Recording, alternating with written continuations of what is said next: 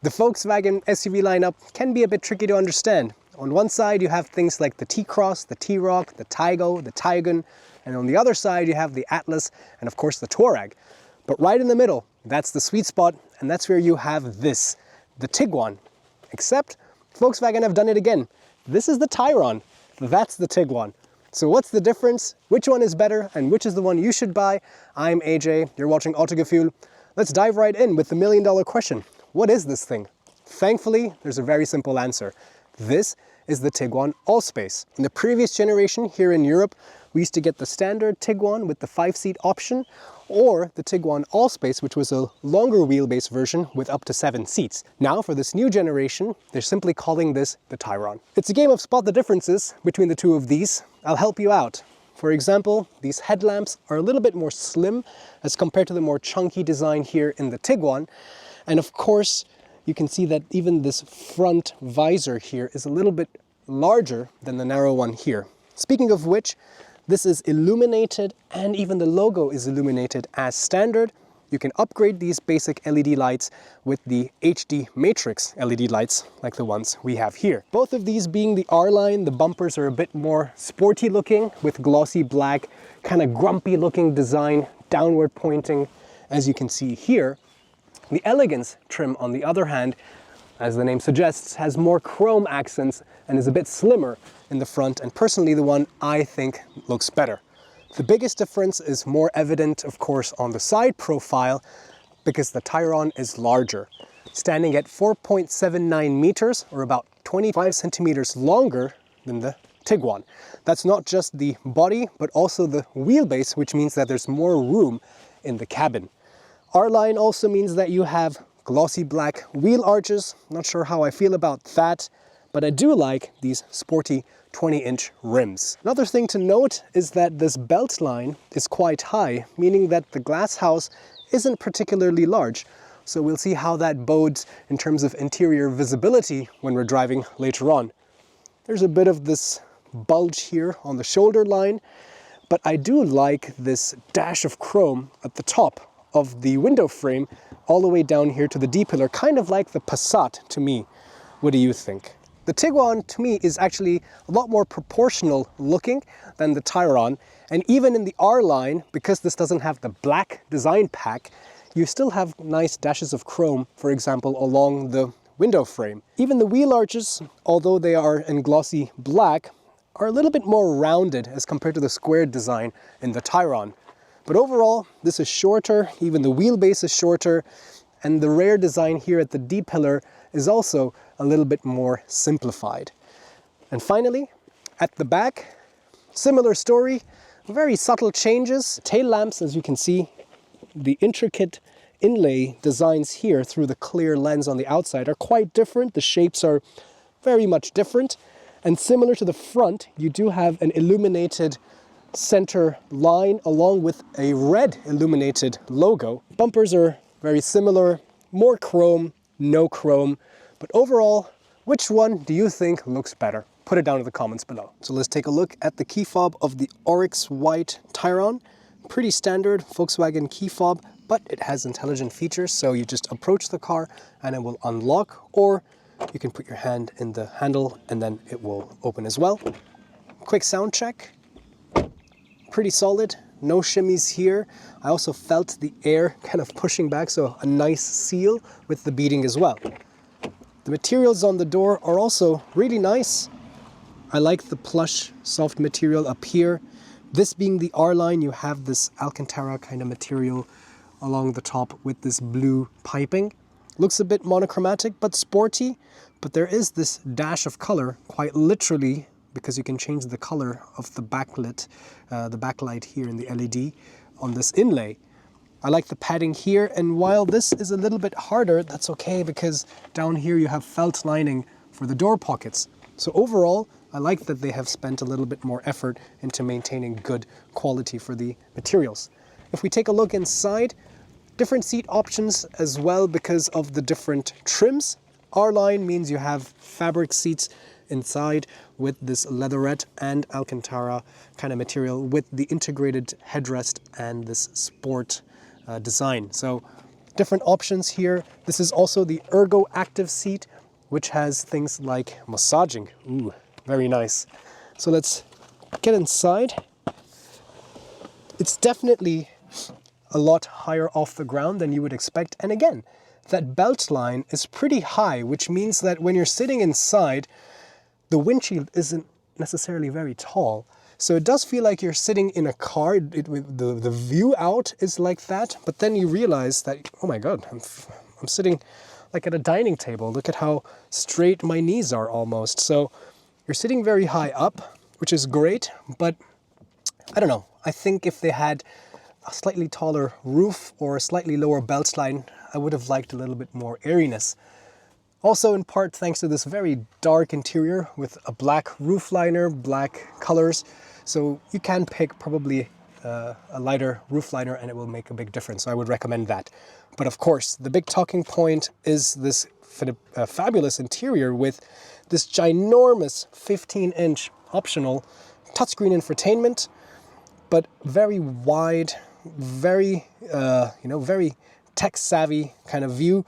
But I really love the fact that they're going back to basics with buttons on the steering wheel. So a little bit of both. You have some return to basics and you have some more modern day touch features. So let's dive into some more details. Inside, well, it looks really nice because of this huge 15-inch touchscreen. This is the optional extra.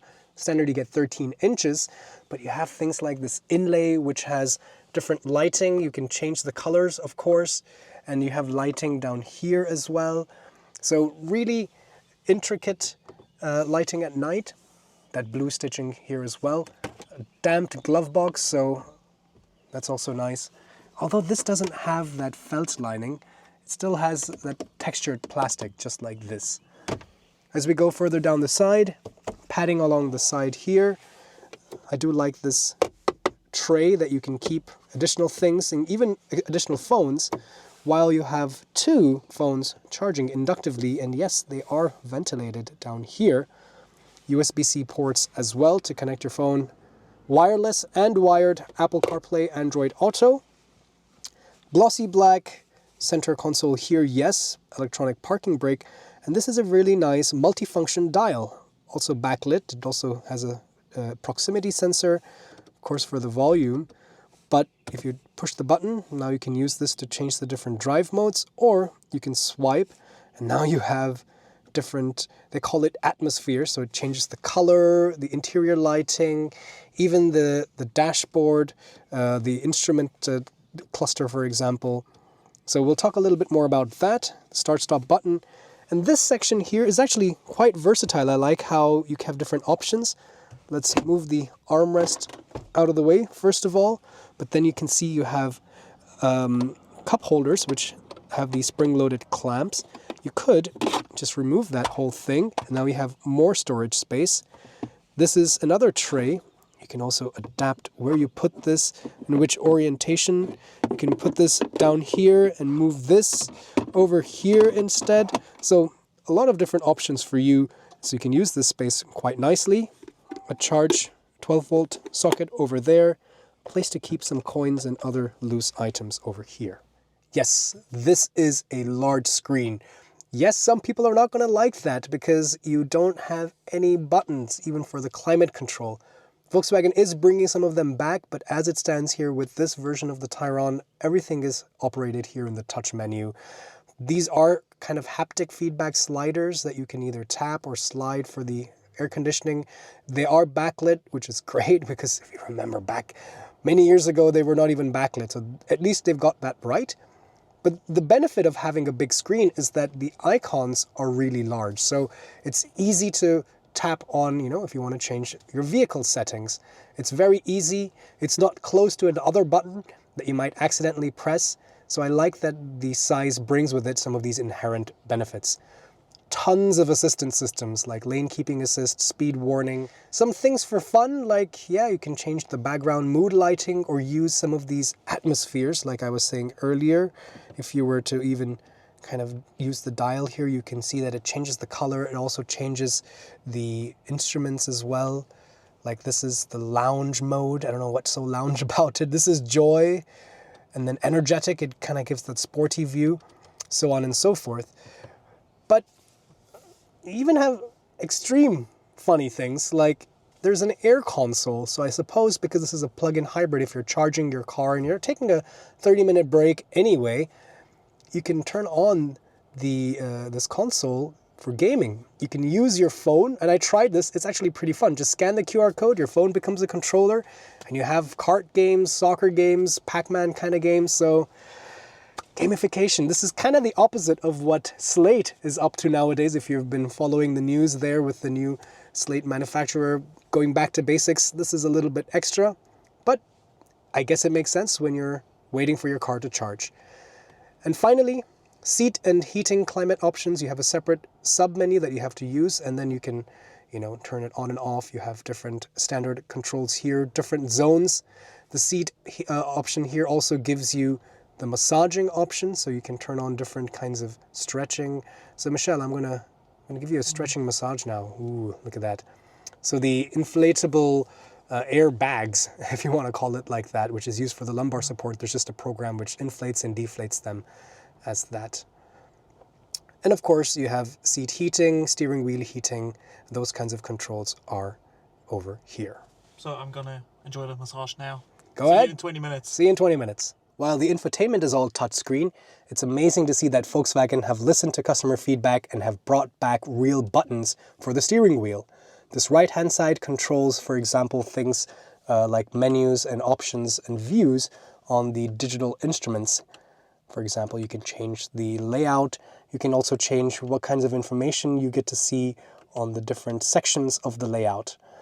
Similarly, on the other side, you have buttons for the adaptive cruise control, the lane keeping assist, so you can use that here to set and change the speed and those driver assistance systems. There are paddle shifters on the back because this does have a petrol engine, so you can use that to change through the 6-speed DSG. One giant stalk here on the right side for the transmission, a giant stalk on the left side for the wipers and the lights.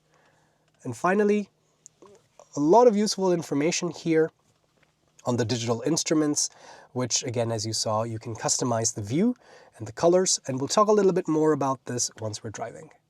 There's also an optional head-up display which gives you your driver assistance system notifications, speed, and navigation notifications. Things are looking really good back here in the second row of the Tayron, because look at the amount of leg space that I have. I'm 5'4", or about 1.7 meters.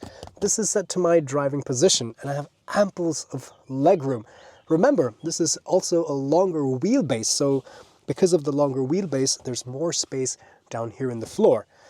I can also slide this bench further up to liberate more room, or if you have the 7-seat version, liberate more space back there. And three AJs sitting one behind the other can totally fit, no problem at all. I can also change the angle of recline of the bench, so plenty of practicality. You have nice phone pockets at the top of the seats. You have more seat back pockets lower down. You also have a separate climate zone here for the rear passengers, including heated seats. Ooh, luxurious. And it doesn't stop there, because look at this. You have visors as well if you want some privacy, or also just to block the sun. And the materials are also quite nice. So you still have soft materials here with that Alcantara, soft plush leatherette padding here for the armrest. A little bit harder plastics, but still felt lining on the door pockets down here. So I'm actually really happy to see that Volkswagen have put in good materials even in the back seat. And in the previous generation of the Tiguan Allspace, I did complain quite a bit about the panel gaps and the lack of high quality materials. They were mostly hard plastics. So I'm happy to see that at least if you're going to charge more, give more value. Isofix child mounts on the outside 2 seats only, not in the middle. But speaking of which, it's actually a pretty flat flat bench.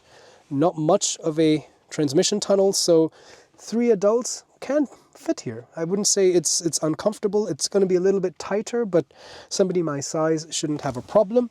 If you don't have 3 passengers, you can use this as a armrest. You can pull this out. You can put your phone or your iPad up here to watch something. Knock those down. You have some cup holders, or just tumble this whole thing down and you have access to the trunk or to keep your skis. Headroom is also really nice, also in part because there is no panoramic roof. You can get that optionally if you like. This is the key fob for the nightshade blue Tiguan that we have. It's of course keyless entry, so you approach the car or put your hand on the handle and it unlocks. Sound check is pretty good, although I do see a little bit of shimmy over there. The materials on the inside actually are a little bit different here in the Tiguan as compared to the Tayron. Can you guys spot the difference? I would say this right here, right? This was Alcantara.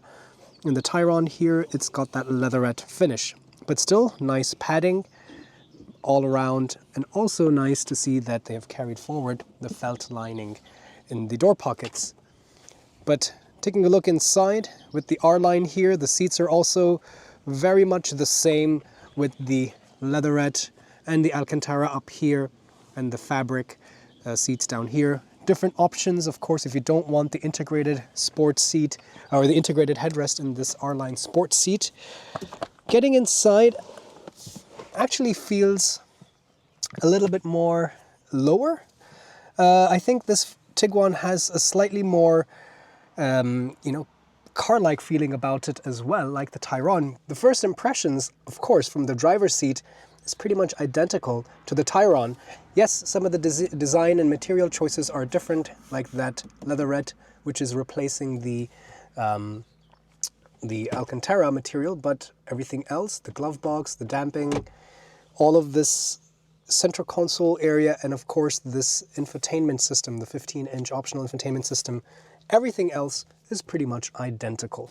This particular Tiguan that we have here on test does not have the head-up display, but then you can of course get that as an option. The difference of course is bigger here in the second row of the Tiguan because shorter wheelbase, which means the space here is a little bit less.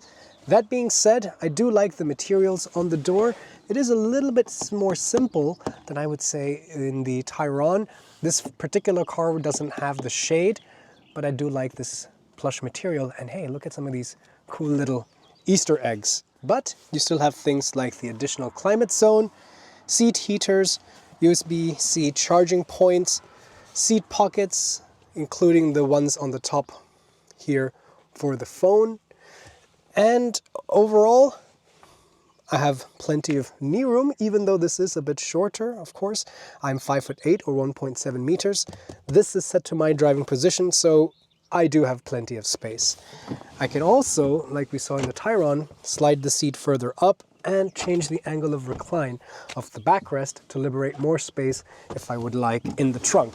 So more similarities there, more similarities over here in terms of the center armrest as well. The middle seat here in the back bench is actually not too bad. Plenty of headroom, again no panoramic roof, and I have space for my feet. And finally, if you look at that little Easter egg over there on that side, what is that? That's a tiger. It's a pretty funny story because the Tiguan, of course, is named after the tiger and the iguana, the respective names in German. So you have the Tiguan. What do you think about that backlit logo? But just below it is the button to open the automatic tailgate. And this here is 705 liters of trunk volume here in the plug-in hybrid version, which is a 5-seater in the Tayron. Of course, if you have the non-hybrid version or the 7-seat version, the trunk volume changes, as you can expect. But with my ruler, I can show you that this is about 40 inches long, or about 101 centimeters. So it's very flat, nice and wide, and also pretty tall at about 76 centimeters or about 30 inches. So definitely very usable. You also have these nice hooks that you can bring down to clamp or to hold up your grocery bags. You have some storage cubbies on the left and right. Even a tray up here that, of course, when you have the parcel shelf covering it, you can, keep some things away down there. Down here, you have your charging cable and more space. Further items can be tucked away over here. I also like the fact that along with this 12-volt power socket, there's actually a power socket itself. That's pretty cool and useful. And also I like that we have these switches here to tumble the seats. And you can see that that one didn't fall pretty much all the way down. But now with the seats down, it's 1,915 liters of volume. So plenty of usability in the Tayron. All right, let's take a look at the trunk in the Tiguan. As expected, this is smaller at 652 liters. But to make sense of that, here's that ruler again. The Tayron came all the way to here for 101. This is about 88 centimeters or about 34 inches. But it's still pretty rectangular. It's still pretty wide. Below this, similarly, you don't have any extra space. You have some space here, but it's occupied by the charging cables. You don't have as many hooks and clamps as you did with the seats folded down. You have about 1,668 liters. So still plenty. And the compact dimensions also actually is a benefit if you live in small cities. As expected, they both share the same VW Group engines, gearboxes and drivetrains. Starting things off with a 1.5 TSI, which is the mild hybrid turbocharged 4-cylinder petrol engine, good for about 150 horsepower.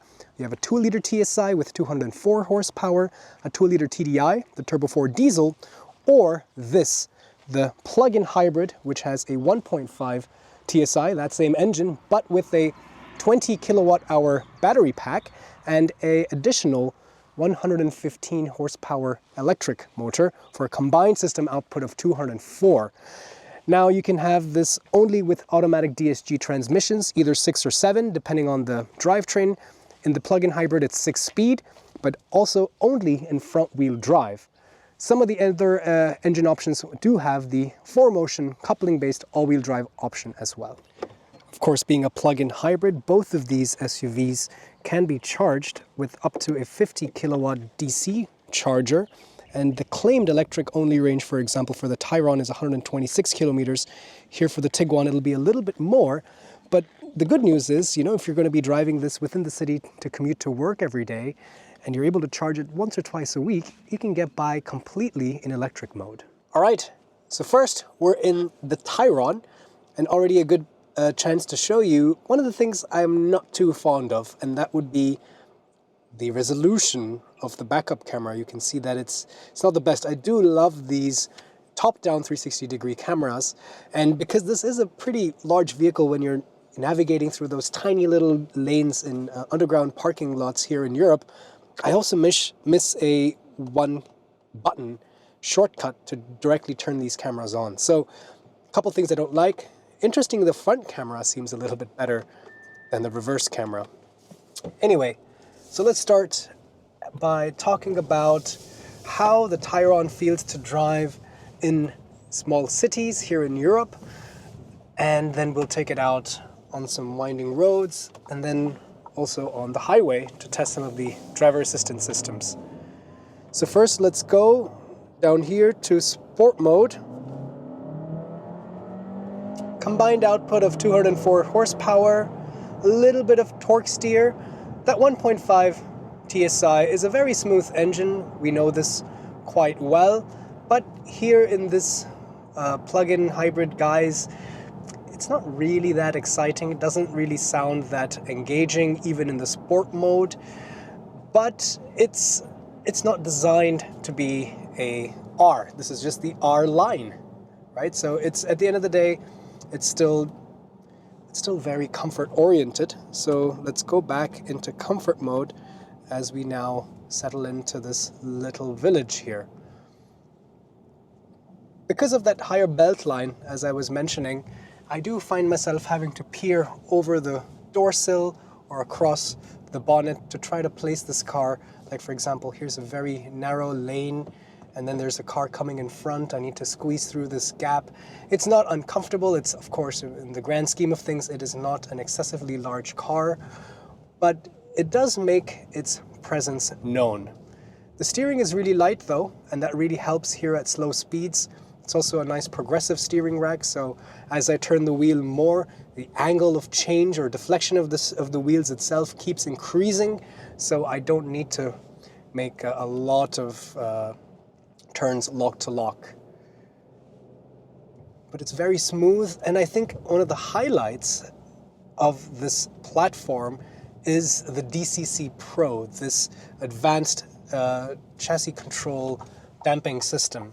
It's actually really good. It does a really good job of making the car ride ever so smoothly on, there's cobblestones, there's potholed roads right here. I barely feel any of that filtering through to the cabin, and it's really easy. See, another tight gap here. I would have loved that 360 camera, but yes, the suspension is really good, and we'll put it back into sport mode momentarily, and that also makes the chassis a lot more dynamic and taut in the sport mode. But here in this comfort mode, given that this car is really, the personality is definitely a more comfort-oriented personality, I think this DCC Pro, the comfort mode, is all the more for it. This hybrid also means that, like I just did right now, when I want a sudden burst of power to make a quick overtake, that electric motor takes over, gives me that instant push, and it's so seamless how it brings the engine back in and keeps shuffling between the two motors. All right, let's go back into sport mode now that we're out of that village. Yeah, it definitely doesn't sound so nice. Steering definitely has torque steer. The weight of the steering increases, but it's definitely not very communicative. Front wheel drive also only, no all wheel drive for the plug-in hybrid.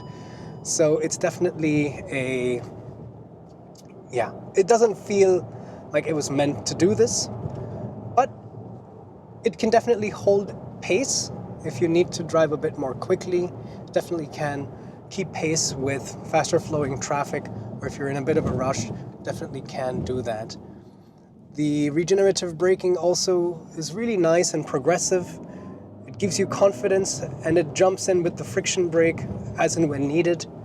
As you can feel on these bad roads in the sport mode, the suspension definitely has a bit more rigidity to it, but at the same time it has, because it actually has a newer 2-valve technology, it's able to be more quick in the way it reacts to different frequencies of modulation. So quick rumbles on bad roads are also smoothened out, but slow tipping and body roll is well contained. So definitely I like the DCC, but the engine and the overall dynamic character of this car is definitely not very sporty. So let's take it on the highway and talk about that for a little bit. On the ramp into the Autobahn, here in the Tayron, also in comfort mode. Joining into the traffic here.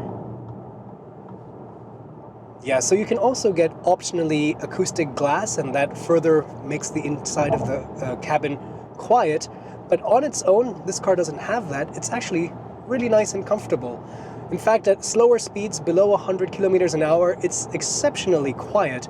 Here on the Autobahn at about 130 kilometers per hour, it's okay, it's not luxury level quiet, but it's definitely one of the more quieter cars. And some of the earlier generation VW Group cars did suffer from that refinement, and I'm glad to see that they have addressed that issue here. Another great talking point, of course, is the ADAS system. So VW Group's ADAS system has come a long way, and they keep making these great little incremental advancements. And I like now, for example, here you can see that it's kind of like what Tesla has. I can see, oh, there's a truck on the right side, and then there's a car on the left side. I can see how the ADAS system is visualizing the environment around me, and because I can see, and it's showing me what it sees, it gives me more confidence. I don't know if that really made sense, but I know that this is seeing that car there, so I can see that it's understanding this car is pulling in front of me right now. So I feel more comfortable and confident in trusting it. So that way, it's a really good system. I like the visualization, traffic sign recognition. It even slows you down when you're going on the country roads and you're approaching a roundabout or an exit. It matches things with the navigation. So it's a really intelligent, adaptive driver assistance systems based not just on these inputs, but also the navigation itself. Steering also is taken care of. It holds you in the middle of the lane very confidently, very comfortably. And yeah, here as well, you can change the view so that you're able to see this a lot better. The visibility in general, I think, is not an issue when you're on the highway because you're focused mostly in front of you. The side windows are nice and big so that it helps when you're changing lanes. The visibility out the back is really nice. And this upright seating position with, you know, my feet flat on the floor, great under thigh support, and let's not forget, massaging seats really means that long distance cruising with the family, even a 7-seater, right? So even with your full family, it's a great family cruiser that way. This also has the optional Harman Kardon sound system, which sounds really fantastic, top notch. And in general, I do like the highway mannerisms of the Tayron. This is where it definitely shines. This is where it, you know, this kind of a driving is more suited rather than the sporty driving. That being said, however, and I've been driving for about 3 to 4 hours just today, I'm getting around 7.9, 7.7 liters for 100 kilometers. And because I've been doing a lot of highway miles, I haven't really seen much use of the hybrid system in terms of the electric motor. So it really varies. There's a huge range of numbers you'll see just because of how you're driving this car. If you're driving in the city and you're charging it every day, then for sure you can run purely electric to get to your work and back on a daily basis. But if you are spending more time on the highway like I am, then the petrol engine is most often the powertrain, and then you're not necessarily getting a whole lot of mileage, unfortunately. But that being said, for a car of this size, I think it's definitely respectable, if not all right. All right, now in the smaller Tiguan, but same tech, so same thing about these cameras here. But same engine, plug-in hybrid, 204 horsepower in the combined output of the 1.5 TSI and the electric motor. But this being smaller and lighter, it accelerates 0 to 100 kilometers per hour in 8.2 seconds as compared to 8.6 seconds. But let's not take their word for it. Here we go. Oh, a little bit of wheel spin. Oh, a little bit of torque steer.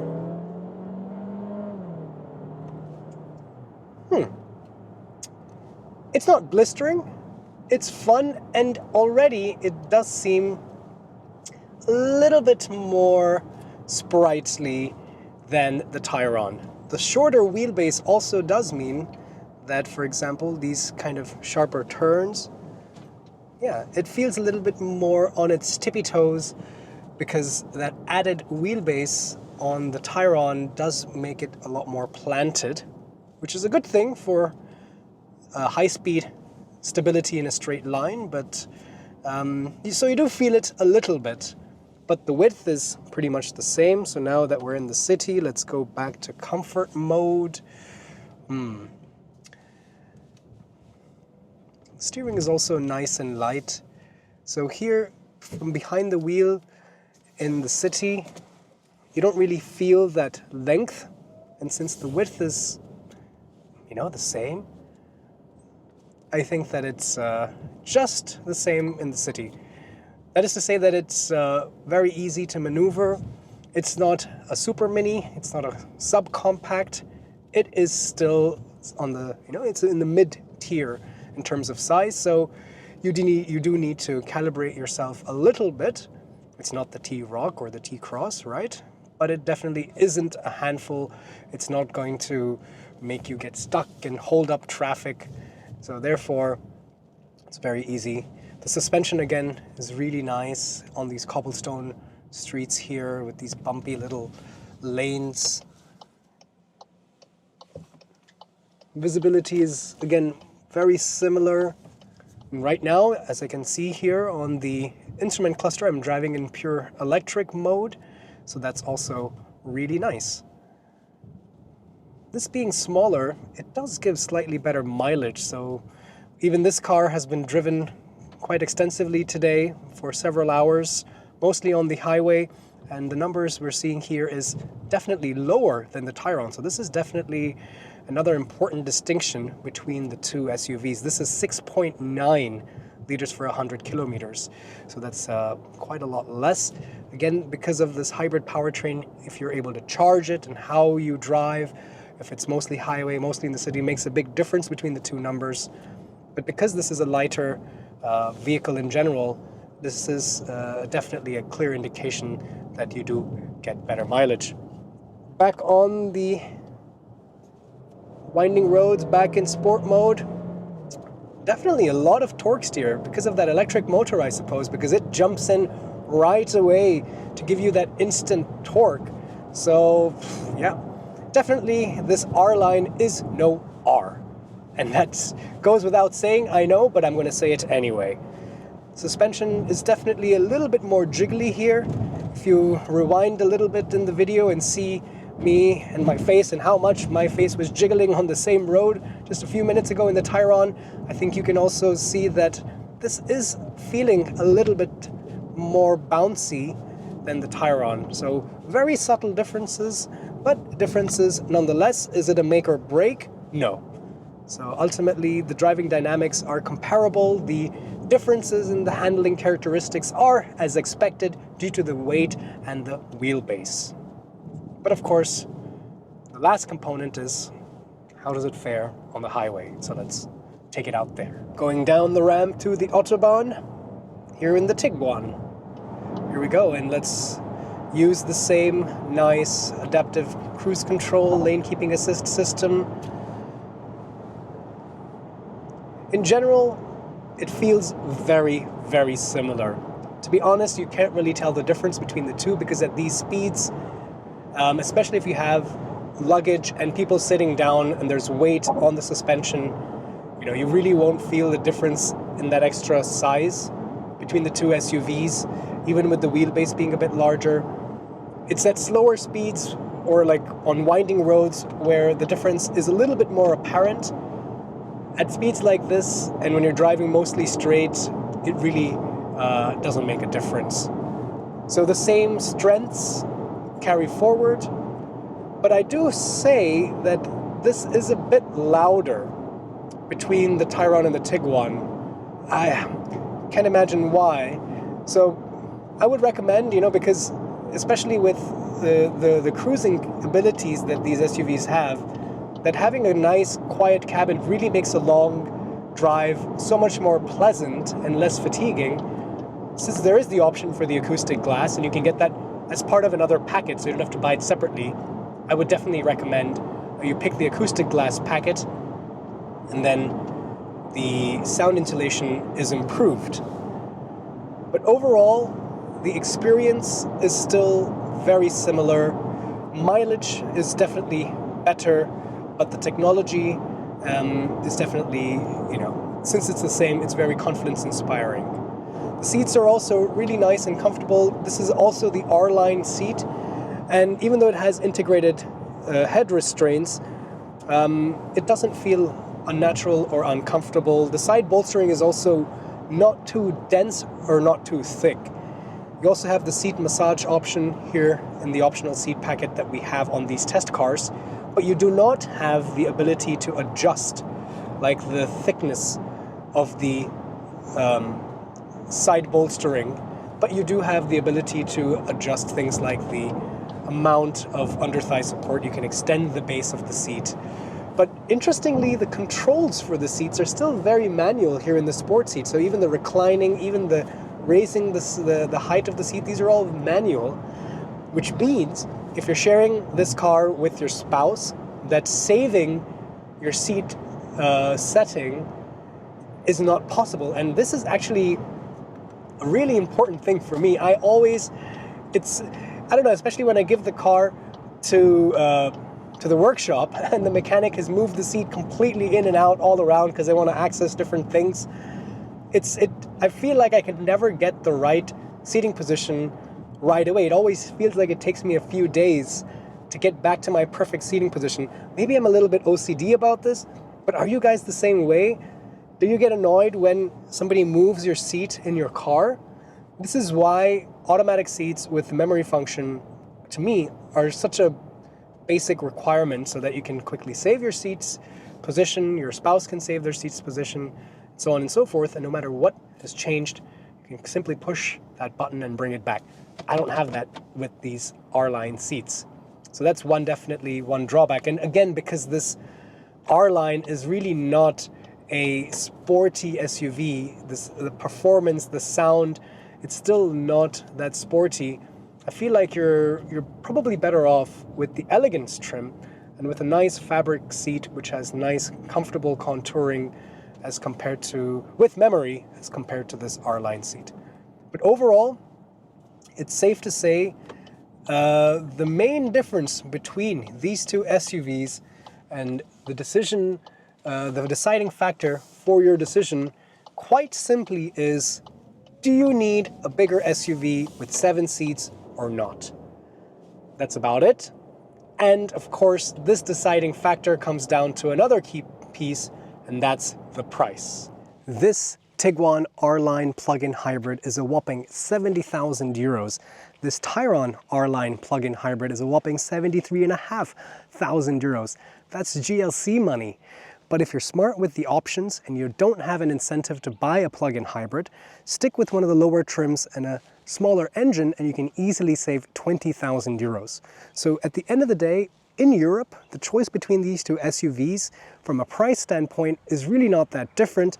And since they both drive and handle almost identical to each other, you might as well get the Tayron and have that additional flexibility of more seats or more space, because even from a city driving perspective, there's not that much of a difference. Therefore, this is my pick of the two. But that being said, for example, if you're in the US, the Tayron will not be built in Wolfsburg, but in Mexico, and this Tayron will be what you will get as your Tiguan, so you don't really have a choice there. Similarly, in China, it will be built in a Chinese partner factory.